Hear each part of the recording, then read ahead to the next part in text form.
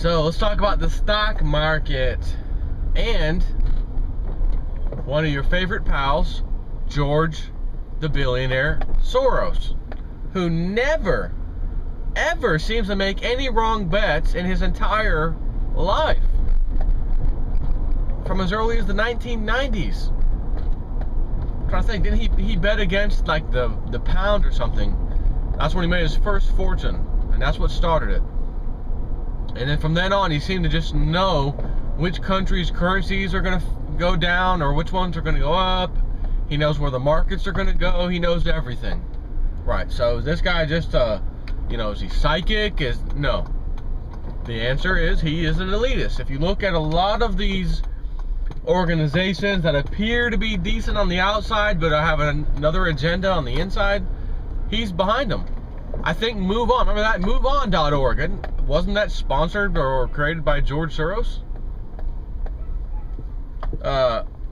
There's a few others. But first of all, the stock charts from 1929 that show what the stock market looked like for the few years, whatever, up until 29. Then you have the big, it goes up, and then bam, huge crash.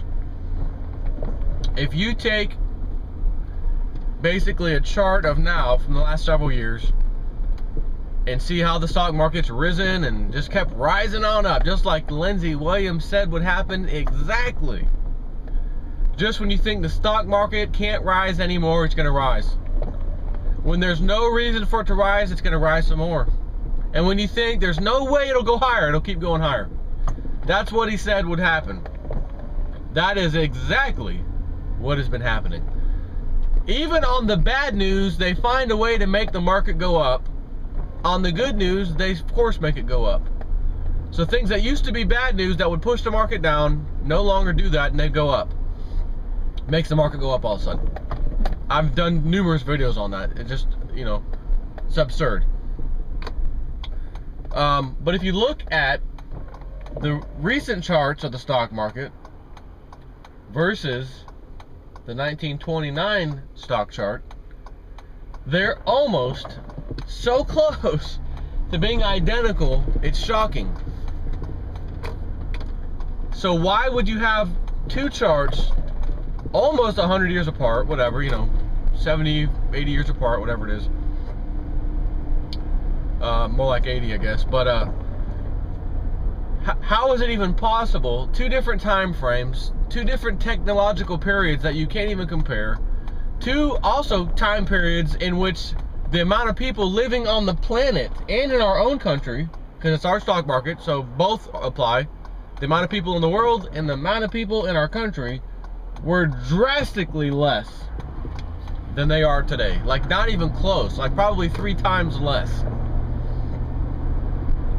And yet we have a stock market chart that looks like a spitting image right now to the 1929 one.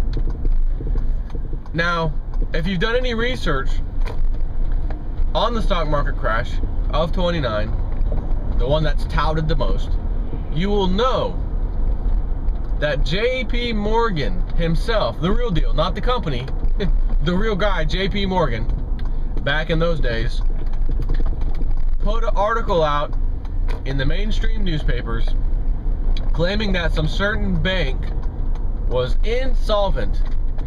Not a good idea to have your money in that bank because it's insolvent. And back then they did not have FDIC insurance or any insurance. Not that that would do anything on a bank run today or bank failures today, because they have like $40 billion, $50 billion to backstop, I don't know, $6 or $7 trillion worth of people's money in the banks. But they do have, by law, a borrowing authority to borrow from the Treasury directly up to $500 billion. Then that's it. Then the party's over. So if the party's over at $500 billion and there's $6 to $7 trillion that they actually insure, I don't think it's too hard to figure out what will happen to the rest of your money once that $500 billion lending limit is reached. Basically, that's when you could say the insurance company, those FDIC, doesn't insure anything anymore. It's done. Are they going to have that happen in America, or are they just going to print more money? Just no telling.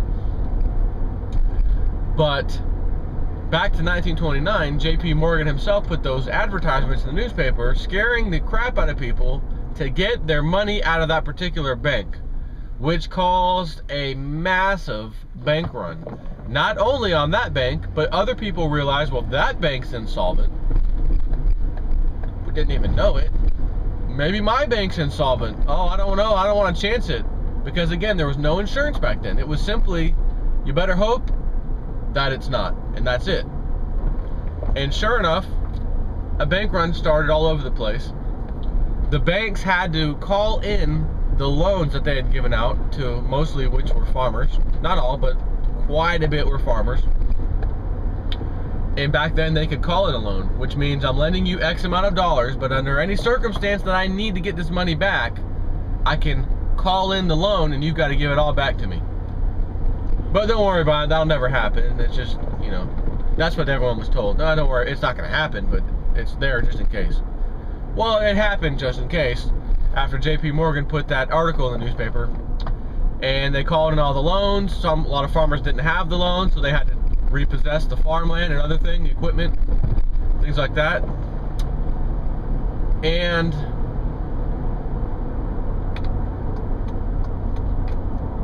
after all these banks were losing their rear ends, guess who bought up all the banks that were distressed for pennies on the dollar?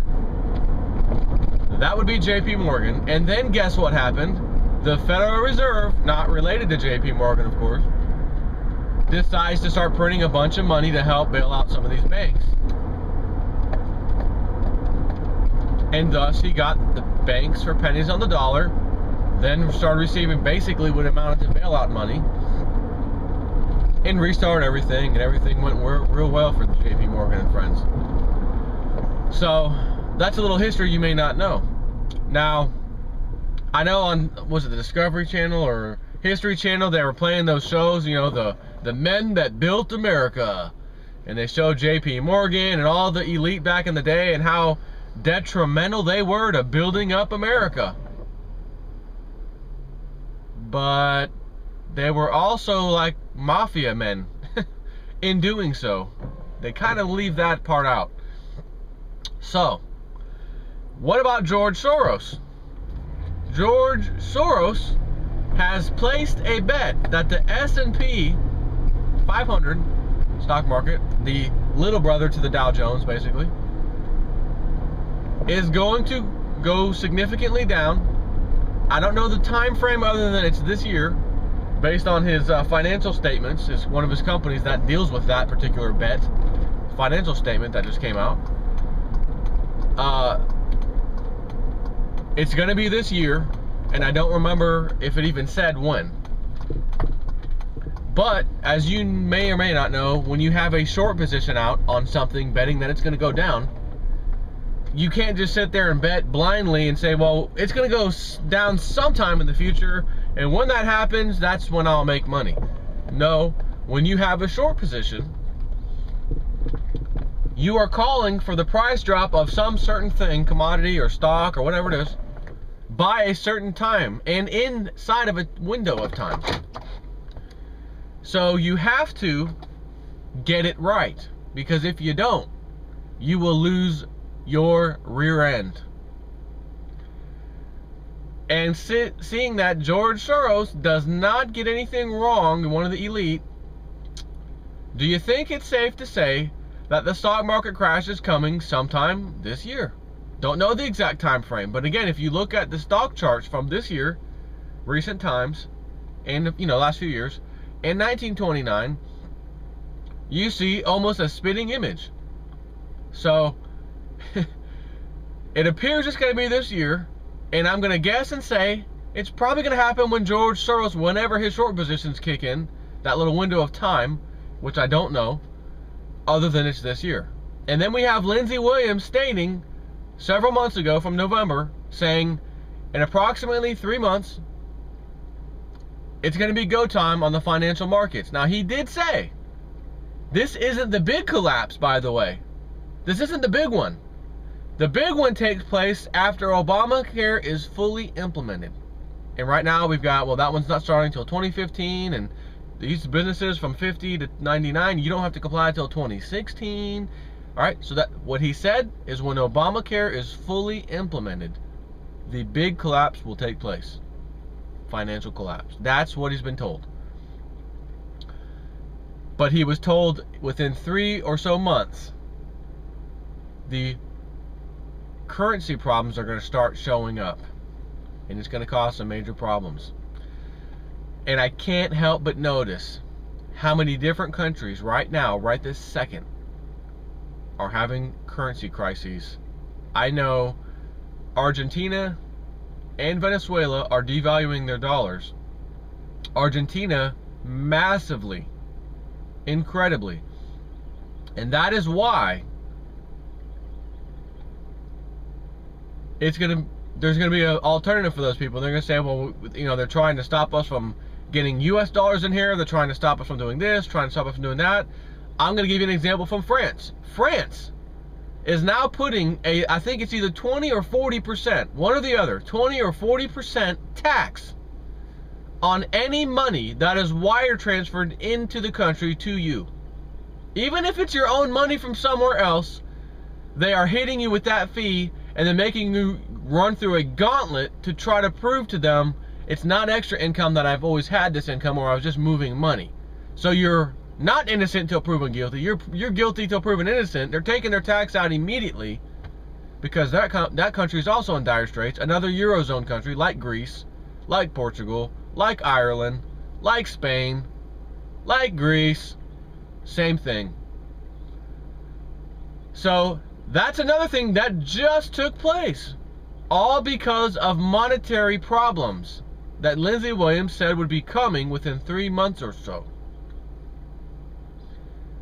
Now, right here in America, at this very moment in time, you can look around and say, well, I don't see those issues here.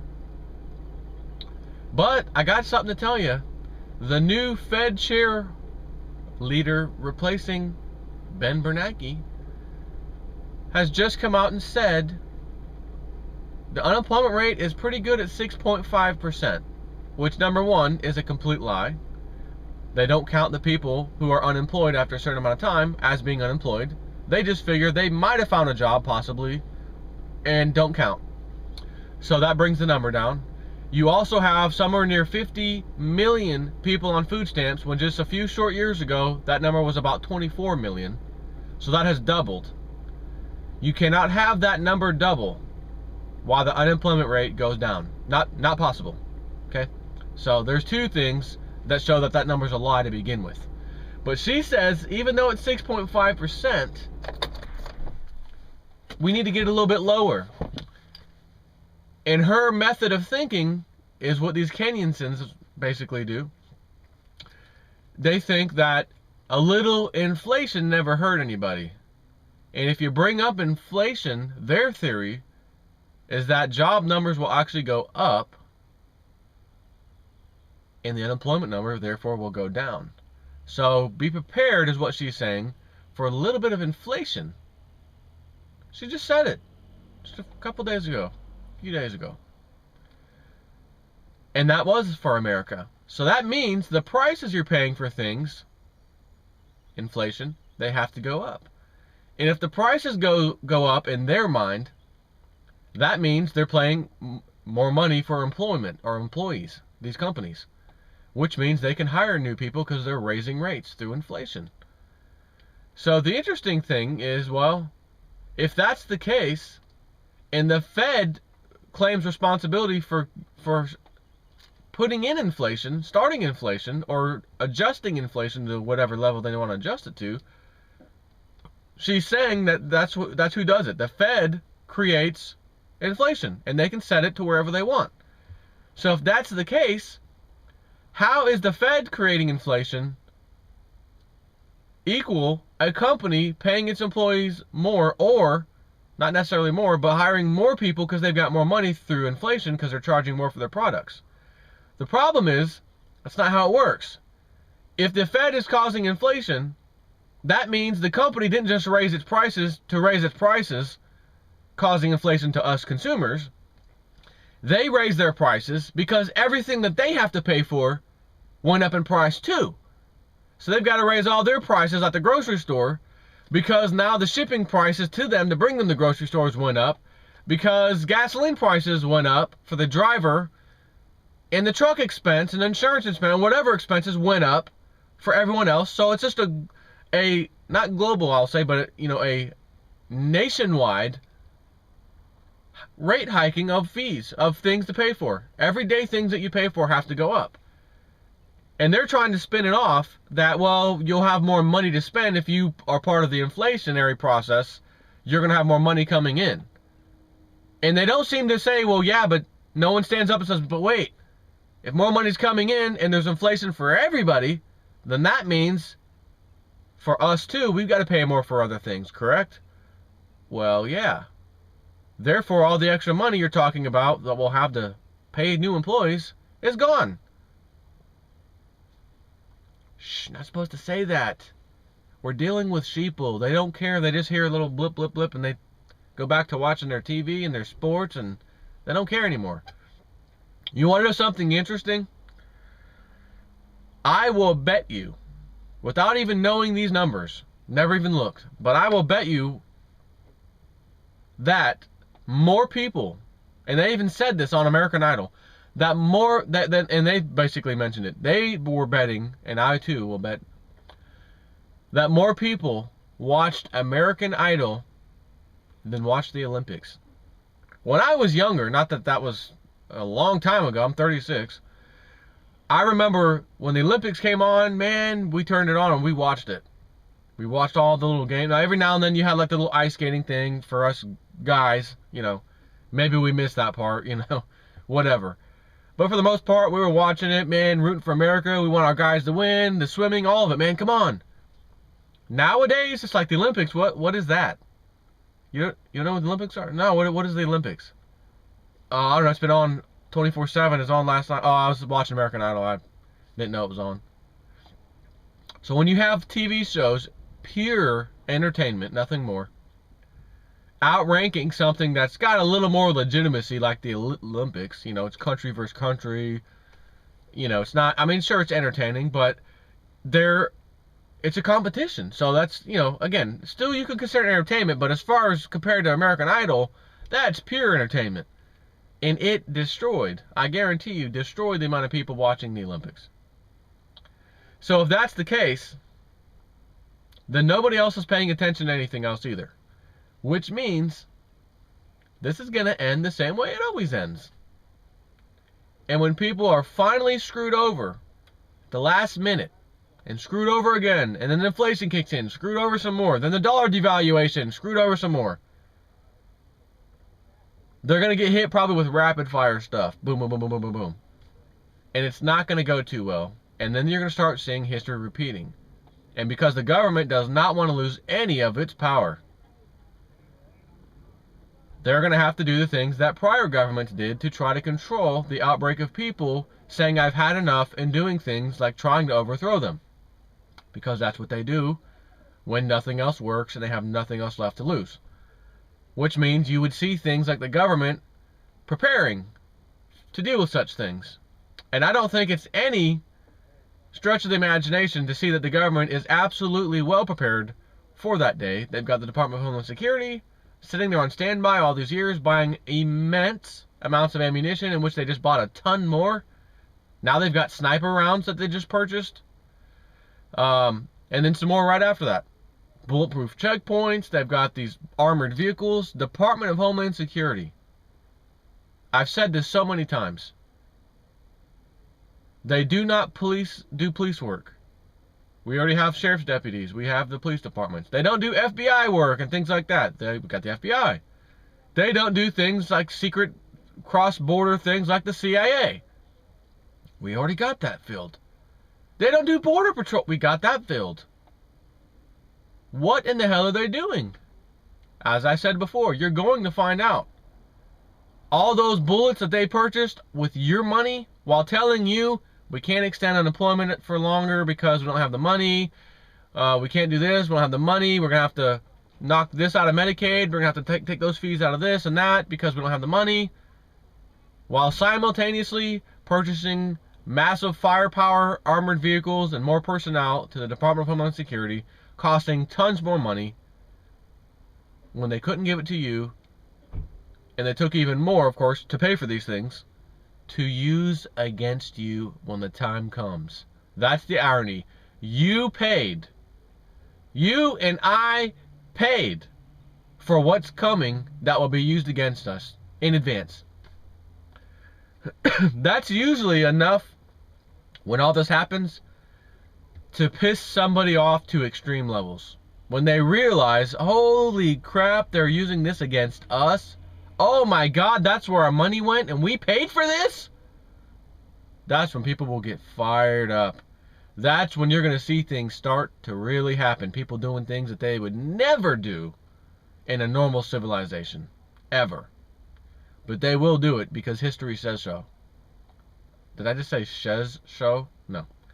Because history says so. Ruh-roh. Take care.